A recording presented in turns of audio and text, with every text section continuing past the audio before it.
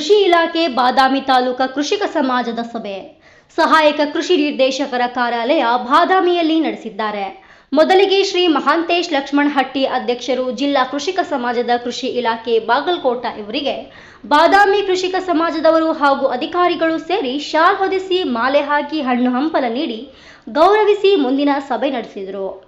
ಸಭೆ ಕುರಿತು ಕೃಷಿಕ ಸಮಾಜದವರು ನಮ್ಮ ಮಾಧ್ಯಮದ ಎದುರು ಮಾತನಾಡಿ ರೈತರಿಗೆ ಮಾಹಿತಿ ತಿಳಿಸಿಕೊಟ್ರು. ಹಾಗಾದ್ರೆ ರೈತರಿಗೆ ಏನು ತಿಳಿಸಿದ್ದಾರೆ ತೋರಿಸ್ತೀವಿ ನೋಡಿ.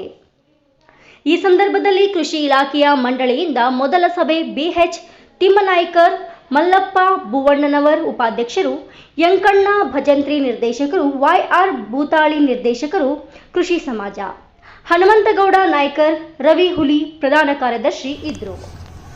ಬಾದಾಮಿ ತಾಲೂಕಿನ ಕೃಷಿ ಇಲಾಖೆಯ ಕೃಷಿಕ ಸಮಾಜದ ಒಂದು ಸಭೆಯನ್ನು ಇವತ್ತಿನ ದಿವಸ ಮೊದಲನೇ ಸಭೆಯನ್ನು ಕರೆದಿದ್ದರು. ಮೊದಲನೇ ಸಭೆಯಲ್ಲಿ ನಮ್ಮ ತಾಲೂಕಾಧ್ಯಕ್ಷರು, ಉಪಾಧ್ಯಕ್ಷರು, ಅದರ ಜೊತೆ ಎಲ್ಲ ಸದಸ್ಯರ ಜೊತೆಗೆ ನಾನು ಕೃಷಿಕ ಸಮಾಜದ ಜಿಲ್ಲಾಧ್ಯಕ್ಷನಾಗಿ ನಾನು ಸಹ ಬಾದಾಮಿಯಲ್ಲಿರುವುದರಿಂದ ಭಾಗವಹಿಸಿದ್ದೆ. ವಿಶೇಷವಾಗಿ ಕೃಷಿ ಇಲಾಖೆಯ ಎಲ್ಲ ಯೋಜನೆಗಳ ಕುರಿತಾಗಿ ವಿವಿಧ ಇಲಾಖೆಗಳಿಂದ ಕೃಷಿಕರಿಗೆ ಬೇಕಾಗಿರುವಂಥ 9 ಇಲಾಖೆಗಳ ಅಧಿಕಾರಿಗಳ ವಿಚಾರಗಳನ್ನು ಕೃಷಿಕ ಸಮಾಜದ ಸದಸ್ಯರುಗಳಿಗೆ ತಿಳಿಸುವಂಥ ವ್ಯವಸ್ಥೆಯನ್ನು ಮೊದಲನೇ ಬಾರಿಗೆ ಮಾಡಿದ್ವಿ. ಅದರ ಜೊತೆಗೆ ಬಾದಾಮಿ ತಾಲೂಕಿನ ಕೃಷಿ ಇಲಾಖೆಯ ಅಧಿಕಾರಿಗಳ ನೇತೃತ್ವದಲ್ಲಿ ಎಲ್ಲ ಇಲಾಖೆ ಅಧಿಕಾರಿಗಳ ಸಭೆಯನ್ನು ಇವತ್ತು ನಡೆಸಿದ್ವಿ. ಅದರಲ್ಲೂ ವಿಶೇಷವಾಗಿ ರೈತರಿಗೆ ಬೇಕಾದ ಯೋಜನೆಗಳಾಗಿರ್ಬೋದು, ಅದರ ಸದುಪಯೋಗಗಳ ಬಗ್ಗೆ ಆಗಿರ್ಬೋದು, ಅದರ ಅರಿವನ್ನು ವಿವಿಧ ಇಲಾಖೆ ಅಧಿಕಾರಿಗಳು ಮುಟ್ಟಿಸುವಂಥ ವ್ಯವಸ್ಥೆಯನ್ನು ಮಾಡಿದರು. ಮಾರ್ಚ್ ಎಂಡ್ ಬರ್ತಾ ಇರೋದರಿಂದ ಕೃಷಿ ಇಲಾಖೆಯ ಯಾವುದೇ ಯೋಜನೆಗಳನ್ನು ಹಾಗೆ ಉಳಿಸಿದ ಹಾಗೆ ಅವನ್ನು ಸಂಪೂರ್ಣವಾಗಿ ಮುಗಿಸುವಂಥ ಒಂದು ಪ್ರಯತ್ನವನ್ನು ಮಾಡ್ರಿ ಅಂತೇಳಿ ಅಧಿಕಾರಿಗಳಿಗೆ ನಮ್ಮ ಸಲಹಾ ಮಂಡಳಿಯಿಂದ ನಾವು ಅವರಿಗೆ ಒಂದು ಸಲಹೆಯನ್ನು ನೀಡಿದ್ವಿ.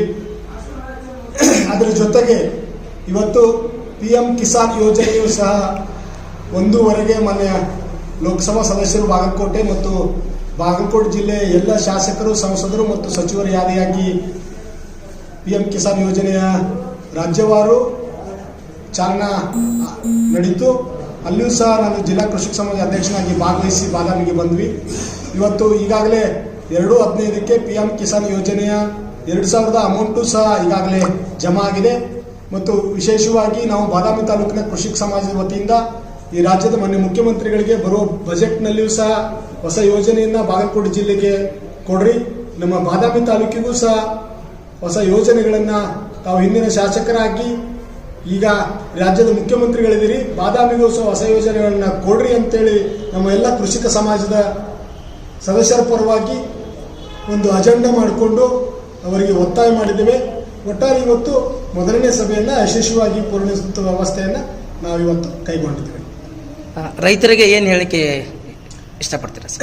ರೈತರಿಗೆ ಸರ್ಕಾರದ ಯೋಜನೆಗಳನ್ನು ನೇರವಾಗಿ ಮುಟ್ಟಿಸುವಂಥ ವ್ಯವಸ್ಥೆಯನ್ನು ಸರ್ಕಾರ ಇರೋದರಿಂದ ನಾವು ಪ್ರಾಮಾಣಿಕವಾಗಿ ಕೆಲಸವನ್ನು ನಾವು ಕೃಷಿಕ ಸಮಾಜದವರಾಗಿ ಪ್ರಾಮಾಣಿಕವಾದ ಕೆಲಸವನ್ನು ಮಾಡ್ತೇವೆ.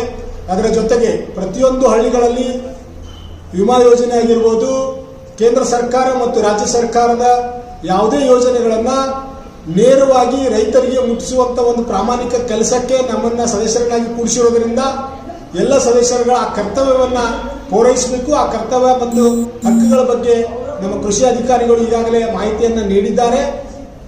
ಬರುವಂಥ ಯೋಜನೆಗಳನ್ನು ರೈತರಿಗಾಗಿ, ಯಾಕಂದರೆ ರೈತ ಈ ದೇಶದ ಜೀವನಾಡಿ, ರೈತರಿಗಾಗಿ ಹೊಸ ಯೋಜನೆಗಳನ್ನು ಕೇಂದ್ರ ಸರ್ಕಾರ ಮತ್ತು ರಾಜ್ಯ ಸರ್ಕಾರ ಯೋಜನೆಗಳನ್ನು ಸಂಪೂರ್ಣವಾಗಿ ರೈತರಿಗೆ ಮುಟ್ಟಿಸುವಂಥ ವ್ಯವಸ್ಥೆಯನ್ನು ಅಧಿಕಾರಿ ವರ್ಗ ಮಾಡಬೇಕಾಗಿದೆ.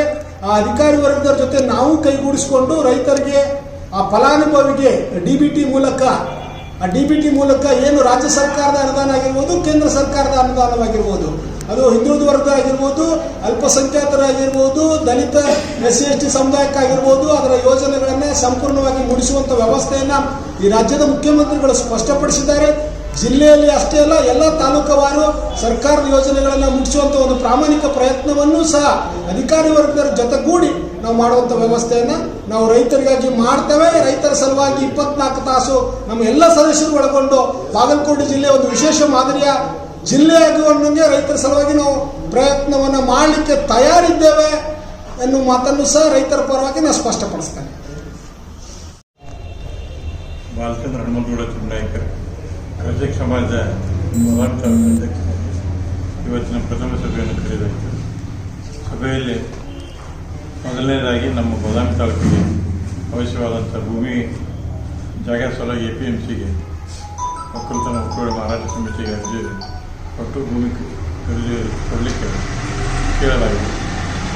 ಮತ್ತು ಇನ್ನಷ್ಟು ಈ ಆಫೀಸಿಗೆ ಕುರ್ಚಿ ಟೇಬಲ್ ಖರೀದಿ ಮಾಡೋಕ್ಕೆ ಅದನ್ನು ತರಾವ್ ಪಾಸ್ ಮಾಡಾಯಿತು. ಎಲ್ಲ ಏನು ಬೇಕಾದ್ದು ಅನುಕೂಲ ಮಾಡಿಕೊಳ್ಳಿಕ್ಕೆ ಸಭೆಯಲ್ಲಿ ಅಧಿಕಾರಿಗಳ ಸೂಚನೆ ಕೊಡಲಾಯಿತು.